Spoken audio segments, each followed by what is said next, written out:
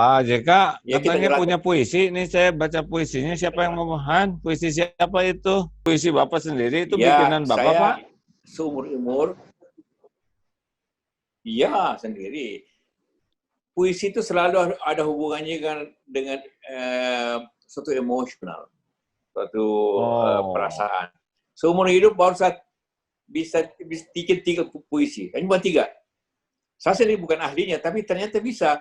Tapi kalau ada suatu unsur perasaan.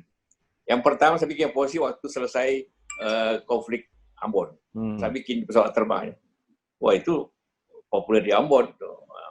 Kedua, waktu ulang tahun kawinan saya ke-50.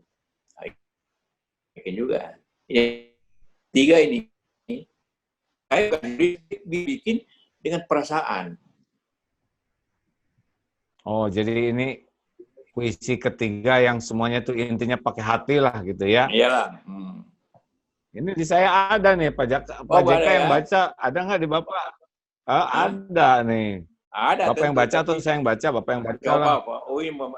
Baca. Yang baca. Oh, Virus karya M. Yusuf Kala. Benar ya? Judulnya Virus ya?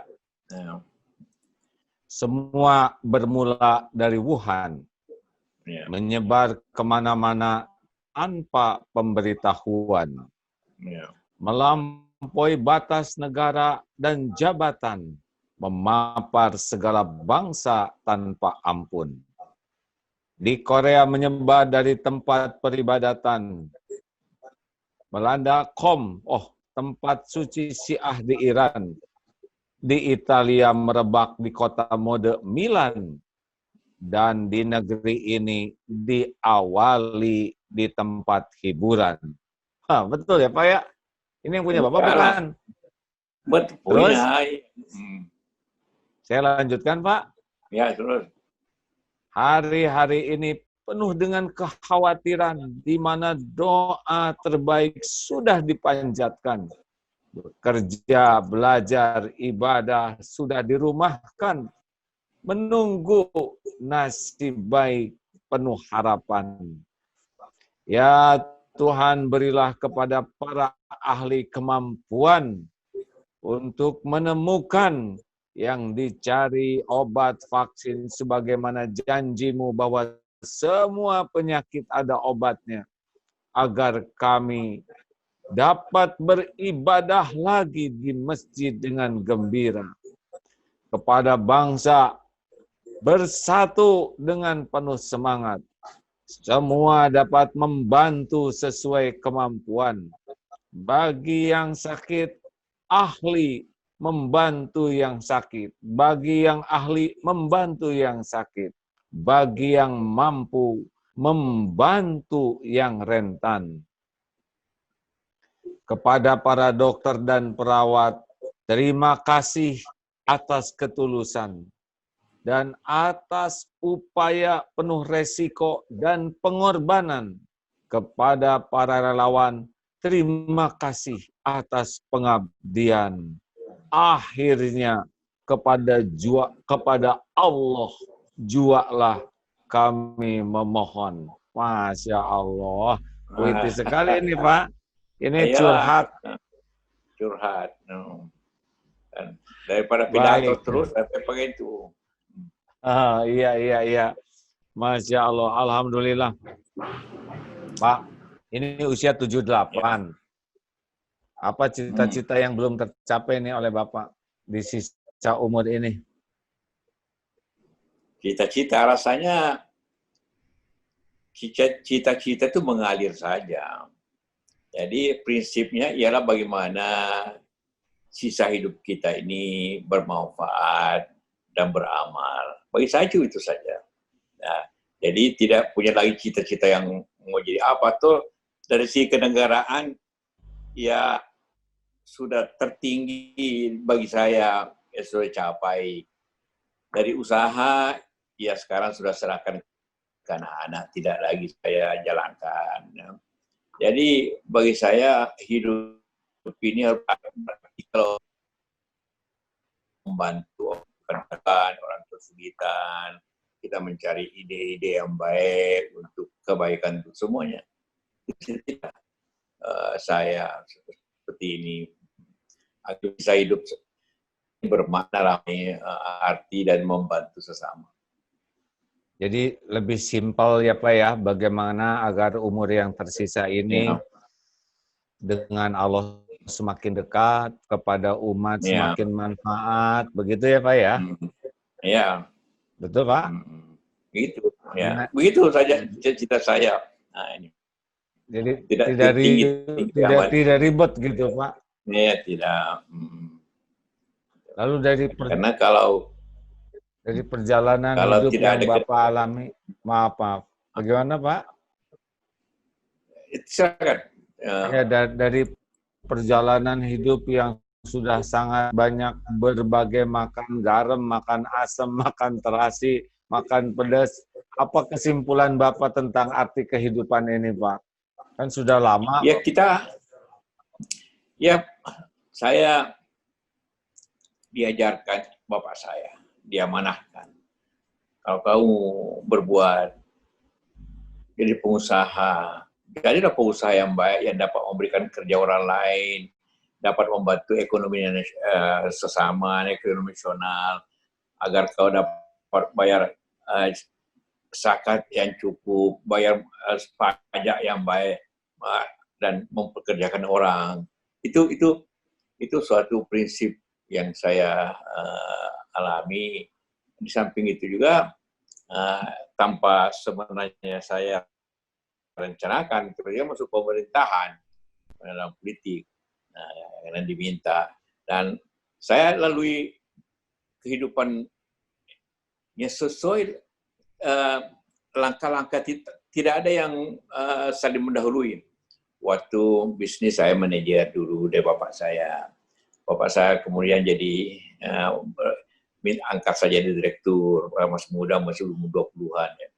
Kemudian dari direktur, bapak saya pensiun, meninggal, saya jadi dirut. Setelah saya, anak saya dan adik saya sudah besar, saya preskom.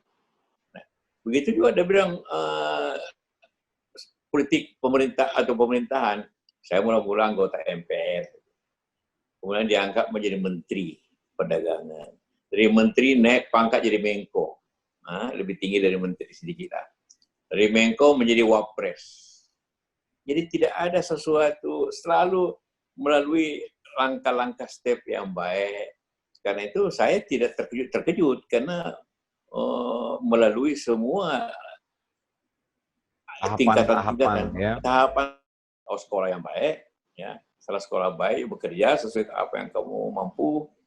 Sekarang ya seperti saya katakan tadi, perusahaan, ya, saya mulai kasih direktur, saya masih dirut, saya berhenti, dia masuk pemerintahan, adik dan saya di ganti saya berjalan, so itu berhenti di pemerintahan, saya hanya menasihati saja mereka, saya tidak ikut lagi campur, tapi memberikan nasihat-nasihat yang perlu, sambil saya tetap bekerja bidang sosial dan keagamaan. Nah, karena kalau saya bergerak begitu, ya mesti ada tulang punggung yang katakanlah membantu dari segi finansial. Inilah mesti ada usaha ekonomi ini. Jadi juga kan dulu begitu juga, ada usaha masyarakat. Ya banyak ini teman-teman di pesantren. Nah, kita tidak bisa tanpa itu. Ya. Sebagai penutup Pak, bagaimana peran penting agama di dalam bernegara dan berusaha dan bermasyarakat? Karena sekarang ada juga yang menganggap remeh agama. Apakah peran agama itu sesungguhnya menjadi pilar yang sangat penting yang menguatkan kepribadian seseorang, apakah dia pengusaha, apakah dia pejabat, apakah dia anggota masyarakat. Menurut Bapak sampai sejauh mana peran agama ini? Iya, selalu saya katakan, kalau kita beragama tentu memegang 3 hal. Kalau akidah, yang itu saja, ya, percaya kepada Allah, percaya kepada Rasulnya, kepada kitabnya, itu tidak boleh kurang, tidak boleh lebih. Kita jalan. Kalau ibadah dikerjakan, tapi tidak boleh kurang, tapi boleh lebih. Ya kan? Mau puasa Ramadan, mau puasa Syawal, mau salat sunnah, mau salat tahajud, ya itu kan boleh lebih kan, tapi tidak boleh kurang. Nah, itu jalankan seperti itu. Kalau yang saya jangan nemu amalah di dalam perdagangan. Nah, di bidang apa? Ya semuanya halal terkecuali yang haram. Nah, itu prinsip-prinsip begitu aja. Kalau kita melangkah 3 prinsip itu dalam beribadah, maka hati menjadi tenang. Ya, karena kita selalu mengharap ada Allah menjadi pengasih pemurah juga tempat kita berdoa dan juga tapi apabila salah juga tentu sanksinya seperti itulah sehingga kita bisa menjaga diri daripada masalah-masalah kita mempunyai kehidupan bidang apa saja, bidang apakah sebagai pengusaha, sebagai pemerintahan, kemudian ada koridornya, ada suatu jalan lurusnya. Baik. Karena pemahaman agama. Jadi Bapak yakin bahwa bangsa ini akan jauh lebih baik ketika bisa memahami agama dengan benar, akidahnya benar, kemudian beribadah dengan benar dan bermuamalah dengan benar. Begitu ya, Pak ya? Ya. Tenang, tidak akan ada licik-licikan, tidak ada sikut-sikutan, tidak ada saling mencelakakan.